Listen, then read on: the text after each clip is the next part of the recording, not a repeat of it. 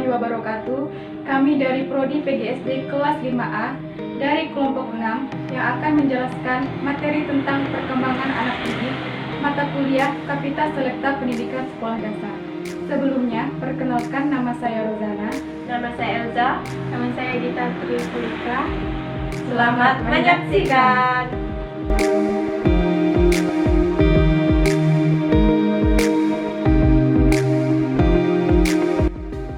Saya akan menjelaskan tentang definisi pertumbuhan dan perkembangan anak didik. Pertumbuhan dan perkembangan adalah dua istilah yang selalu digunakan dalam psikologi. Sebagian psikolog memandang kedua istilah berbeda, namun sebagian yang lain memandang dalam istilah perkembangan tercakup makna pertumbuhan. Secara umum, kedua istilah ini memiliki persamaan dan perbedaan. Persamaannya kedua berkaitan dengan perubahan pada diri individu. Pertumbuhan adalah suatu proses bertambahnya jumlah sel tubuh suatu organisme yang disertai dengan bertambahnya ukuran, berat, serta tinggi yang bersifat tidak dapat kembali pada keadaan semula. Sedangkan perkembangan adalah bertambahnya kemampuan atau skill dalam struktur dan fungsi tubuh yang lebih kompleks dalam pola teratur dan diramalkan sebagai hasil proses pematangan seperti proses pematangan sel-sel tubuh, jaringan tubuh, dan organ-organ.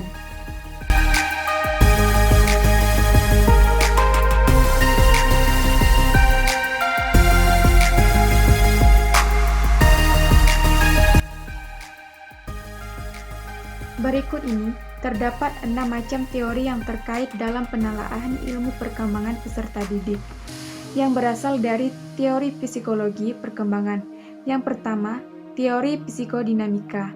Yang kedua, teori behaviorisme dan belajar sosial. Yang ketiga, teori humanistik. Yang keempat, teori kognitif. Yang kelima, teori ekologi. Dan yang keenam, teori etologi.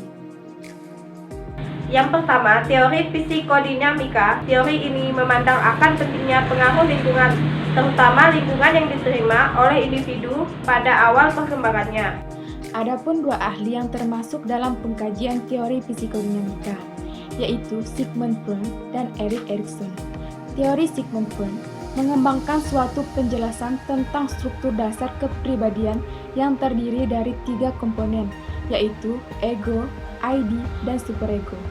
Sedangkan teori Erik Erikson mengenai tahapan psikososial, penerapan pada identitas, dan penelusuran metodologi. Yang kedua, teori behaviorisme dan belajar sosial.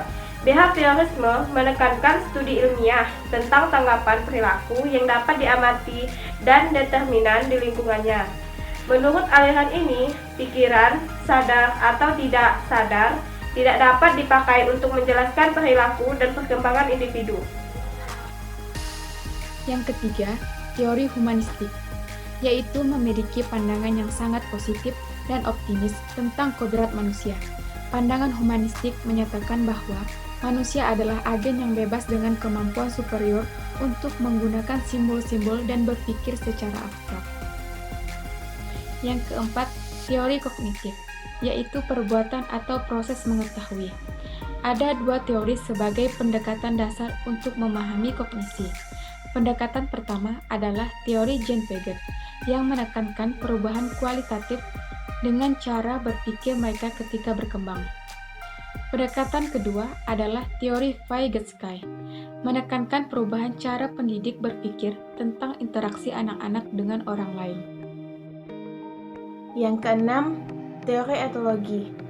A. Lorenz Infighting. Etologi menekankan bahwa perilaku adalah produk dari evolusi dan ditentukan secara biologis.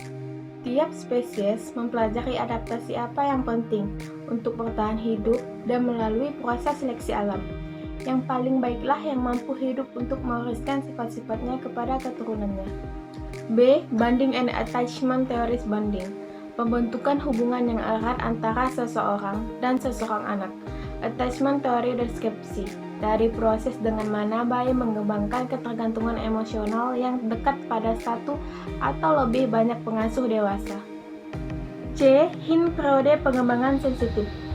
Etologi Robert Hinn menyatakan bahwa periode pengembangan sensitif itu tergantung pada sejauh mana pengalaman awal dan pengaruh lingkungan yang dapat memenuhi kebutuhan individu tersebut.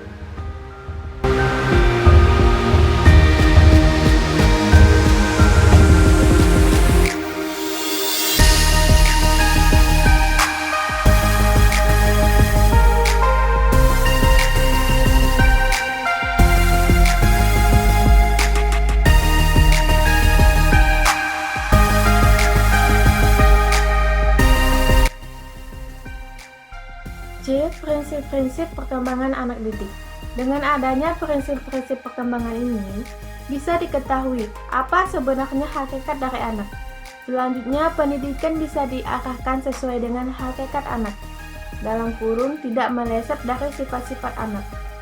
Adapun prinsip-prinsip perkembangan pada anak yaitu: yang pertama, prinsip kesatuan organis. Anak merupakan suatu kesatuan. Perkembangan antara fungsi tadinya hanya mempunyai arti apabila ditinjau dari keseluruhannya. Sesuai dengan prinsip ini, maka dalam pendidikan disarankan agar pelajaran-pelajaran yang diberikan ada hubungannya antara satu bagian dengan bagian lainnya. Maka diperlukan adanya kurikulum pendidikan. Yang kedua, prinsip tempo dan irama pengembangan. Menentukan bahwa tiap-tiap individu mempunyai tempo dan irama yang berbeda-beda. Di dalam pengembangannya ada yang cepat dan ada yang lambat. Yang ketiga, tiap-tiap individu mengikuti pola perkembangan yang umum atau relatif sama. Individu mempunyai tempo dan irama perkembangan yang berbeda-beda sesuai dengan potensinya. Akan tetapi, individu tersebut masih mengikuti garis perkembangan yang umum. Yang keempat, prinsip interaksi. Antara pembawaan dan lingkungan saling berpengaruh di dalam perkembangan anak. Misalnya, anak mempunyai bakat yang baik, tetapi karena hidup dalam lingkungan yang tidak menguntungkan, maka anak belum tentu bisa berkembang dengan baik. Yang kelima, prinsip kematangan, yaitu usaha belajar atau pendidikan yang diberikan oleh pendidik sangat tergantung pada kematangan anak. Artinya, di dalam mendidik anak, orang tidak dapat memaksakan materi pendidikan yang melebihi batas tingkat kematangannya. Yang keenam, perkembangan mengikuti proses diferensiasi dan integrasi, yaitu dengan bertambahnya umur, perkembangan anak akan semakin maju pula, sehingga terjadi proses yang disebut diferensiasi dan integrasi. 7. Pertumbuhan dan perkembangan membutuhkan suatu asuhan atau bimbingan yang dilakukan secara sadar. Hal ini disebabkan pertumbuhan dan perkembangan bukan hanya merupakan proses yang timbul dengan sendirinya, tetapi juga karena pengaruh dari luar. Oleh karena itu, untuk mencapai perkembangan yang normal, pengaruh ini harus diberikan secara sadar dan terencana. Apalagi pengaruh itu tidak disadari, maka pertumbuhan dan pengembangan bisa terjadi secara tidak normal. Dengan demikian, orang harus sadar bahwa pendidikan yang diberikan adalah baik.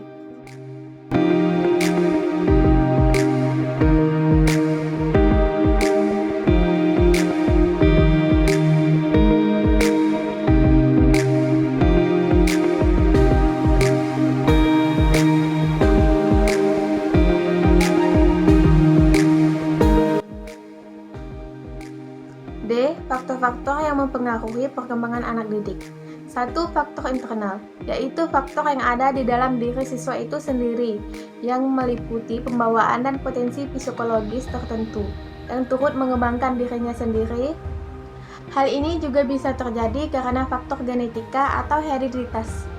Faktor internal dibagi menjadi dua, yaitu A. Faktor psikologi adalah faktor-faktor yang berhubungan dengan kondisi fisik individu.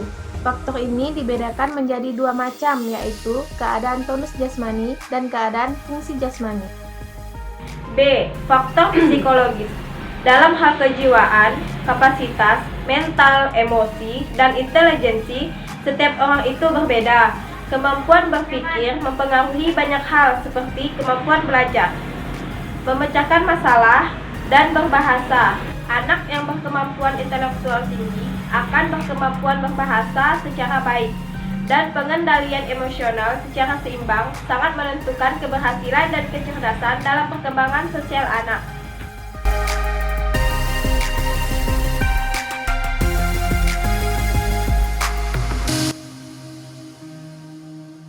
Yang kedua, faktor eksternal, yaitu hal-hal yang datang atau ada di luar dari siswa atau peserta didik yang meliputi lingkungan, khususnya pendidikan, dan pengalaman berinteraksi siswa tersebut dengan lingkungannya. Ada beberapa faktor eksternal, yaitu A. Faktor biologis. Bisa diartikan, biologis dalam konteks ini adalah faktor yang berkaitan dengan keperluan primer seorang anak pada awal kehidupannya. B.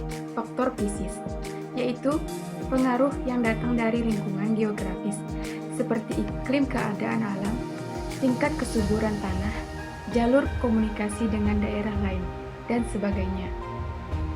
C. Faktor ekonomis atau status sosial ekonomi. Dalam proses perkembangannya, berapapun ukuran bervariasi, seorang anak pasti memerlukan biaya. Selain biaya untuk makan dan minum di rumah, seorang anak juga membeli peralatan sekolah yang dibutuhkan oleh siswanya. D. Faktor kultural. Di Indonesia, jika dihitung, ada berpuluh bahkan beratus kelompok masyarakat yang masing-masing mempunyai kultur, budaya, adat istiadat, dan tradisi tersendiri. Dan hal ini jelas berpengaruh terhadap perkembangan anak-anak. E. Faktor edukatif. Pendidikan merupakan proses sosialisasi anak yang mempunyai pengaruh terhadap perkembangan anak manusia terarah. Hakikat pendidikan sebagai proses pengoperasian ilmu yang inovatif yang memberikan warna kehidupan sosial anak di dalam masyarakat dan kehidupan mereka di masa yang akan datang. Pendidikan dalam arti luas harus diartikan bahwa perkembangan anak dipengaruhi oleh kehidupan keluarga, masyarakat, dan kelembagaan. Yang F. Faktor religius. Menyangkut proses terbentuknya perilaku seorang anak dengan agama sebagai faktor penting yang mempengaruhinya, karena fondasi agama merupakan salah satu faktor yang sangat berpengaruh dan berperan penting sebagai media kontrol dalam perkembangan peserta didik.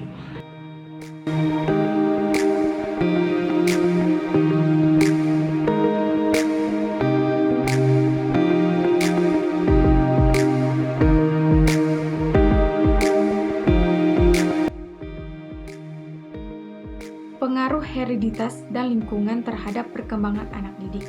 Hereditas adalah proses penurunan sifat-sifat atau ciri-ciri dari suatu generasi ke generasi lain dengan perantara plasma benih. Hereditas atau bawaan merupakan segala ciri sifat potensi dan kemampuan yang dimiliki individu karena kelahirannya.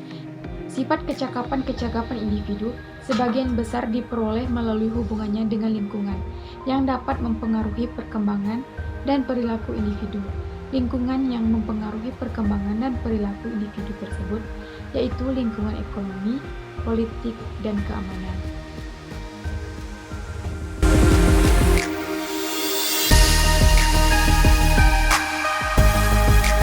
Sekian penyampaian materi dari kami tentang perkembangan anak didik. Wassalamualaikum warahmatullahi wabarakatuh. Do you love the rain? Does it make you dance when you're drunk with your friends at a party? What's your favorite song? Does it make you smile? Do you think of me? When you close your eyes, tell me, what are you dreaming? Everything I wanna know it all. I'd spend 10,000